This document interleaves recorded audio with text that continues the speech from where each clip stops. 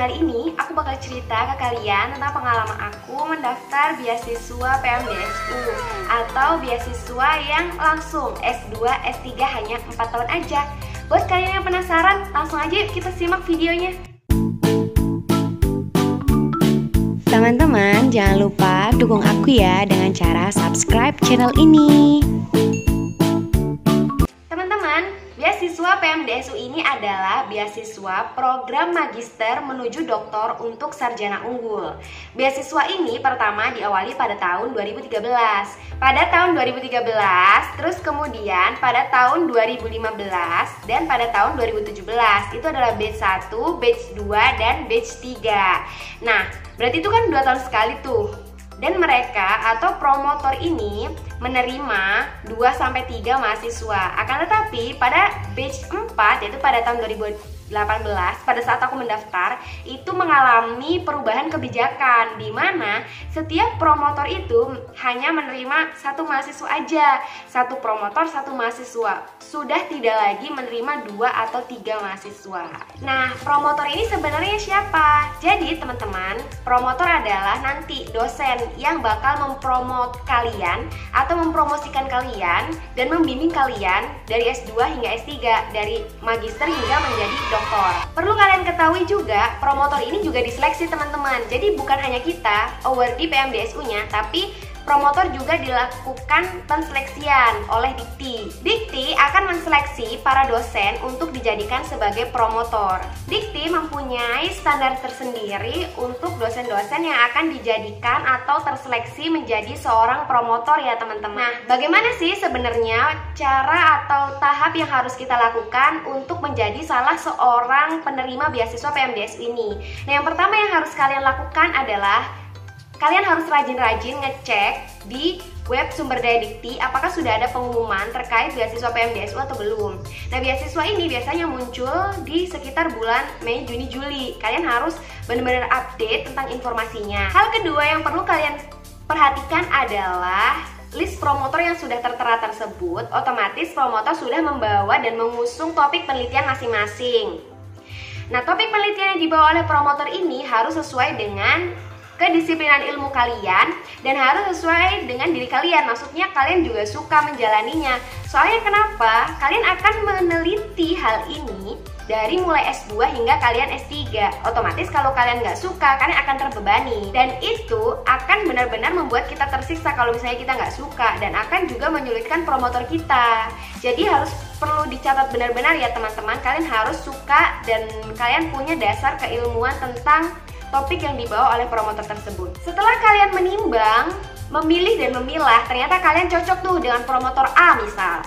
Nah, kalau misalnya kalian sudah cocok, kalian mulai untuk menghubungi promotor tersebut. Kalian perkenalkan diri kalian, kalian kasih tahu kalau kalian tertarik dengan topik penelitian yang sudah diusung oleh promotor tersebut, dan kasih tahu background ilmu kalian apa, IPK kalian berapa, kalian bisa apa, penelitian kalian yang selama ini kalian jalankan itu apa. Dengan cara seperti itu, promotor akan tahu apakah kita itu cocok atau tidak dengan pilihan atau topik penelitian yang telah dibawa tersebut. Setelah kalian sudah menghubungi atau promotor sudah memberikan semacam interaksi gitu, kalian sudah berinteraksi.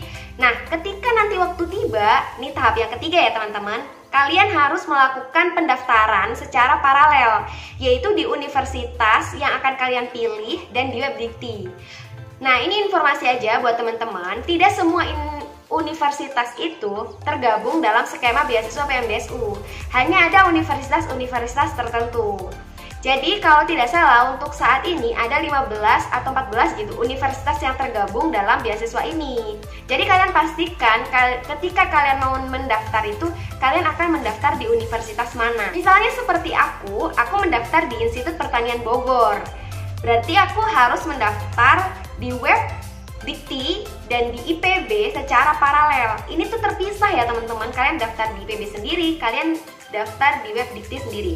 Tapi kalau misalnya kalian mau di Universitas Udayana, ya kalian daftar di Universitas Udayana untuk S2 dan kalian daftar di web Dikti untuk PMDSU-nya. Jadi benar-benar terpisah secara paralel. Nah, beberapa dokumen yang harus diupload ketika kalian nanti sudah buat akun di web sumber daya Dikti, terus kalian di situ kalian juga bakal mengupload dokumen-dokumen yang berupa ijazah, transkrip, terus surat keterangan sehat. Surat keterangan sehat ini teman-teman harus dari rumah sakit pemerintahan atau rumah sakit daerah gitu.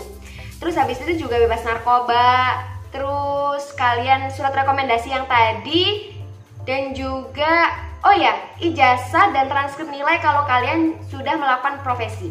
Kalian juga bakal diminta untuk membuat surat pernyataan yang menyatakan bahwa diri kalian ini tidak menerima beasiswa apapun. Ada hal lain yang tidak kalah pentingnya, yaitu umur. Jadi umur di sini dibatasi ya teman-teman. Ketika kalian mendaftar, umur kalian harus kurang dari 24 tahun. Kalau itu misalnya kalian sarjana biasa, non profesi. Aku nih kan non profesi. Jadi ketika aku mendaftar, usia aku harus di bawah 24 tahun. Kalau misalnya kalian 24 tahun kurang 6 bulan nggak apa-apa. Tapi kalau 24 tahun lebih sehari ketika kalian mendaftar itu nggak bisa. Jadi benar-benar pastikan ketika kalian mendaftar umur atau usia kalian itu di bawah 24 tahun. Akan tetapi untuk kalian yang profesi itu usianya maksimal 27 tahun. Jadi kalian masih punya kesempatan karena kan kalian menjalani profesi terlebih dahulu. Itu makanya kenapa kalian diberi keringanan hingga usianya 27 tahun. Setelah kalian selesai upload dan memenuhi persyaratan dan dokumen yang harus di-upload di akun kalian, kalian akan menunggu pengumuman. Dan menurutku dari jarak kita daftar, upload ke pengumuman ini tidak terlalu lama ya teman-teman. Waktu itu aku daftar sekitar bulan Mei atau Juni, dan Agustus itu sudah pengumuman. Aku inget banget, sepertinya tanggal 15 Agustus itu adalah pengumuman beasiswa PMDSU ini diketerimanya. Dan September itu sudah langsung kuliah.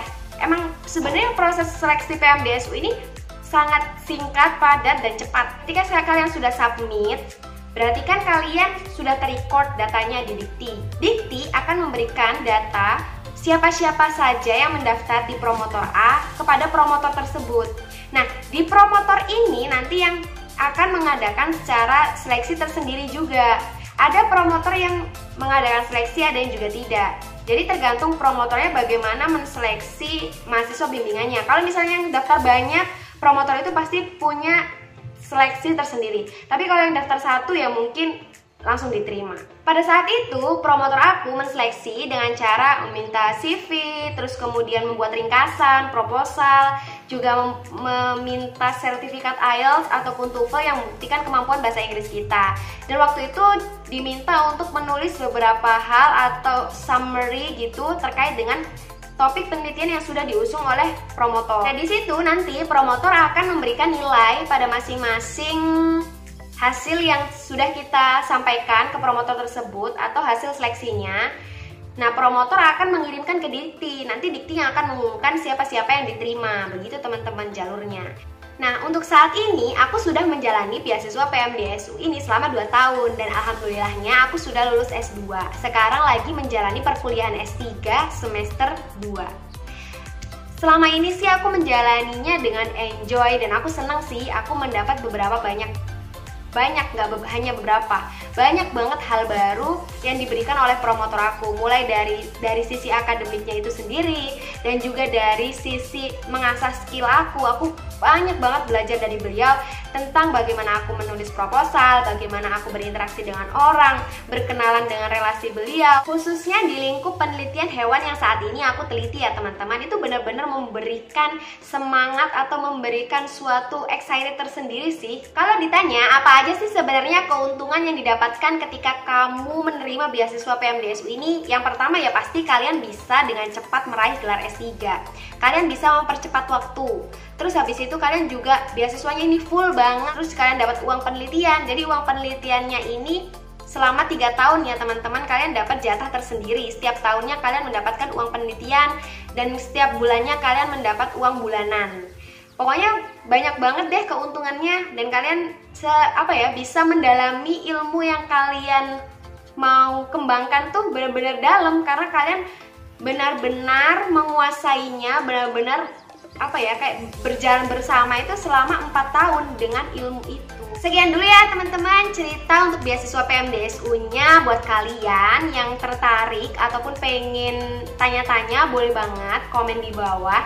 Dan jangan lupa untuk like, subscribe, dan share video ini ke teman-teman kalian, terutama yang butuh beasiswa PMDSU atau sedang mencari beasiswa. Semoga video ini bermanfaat dan sampai jumpa.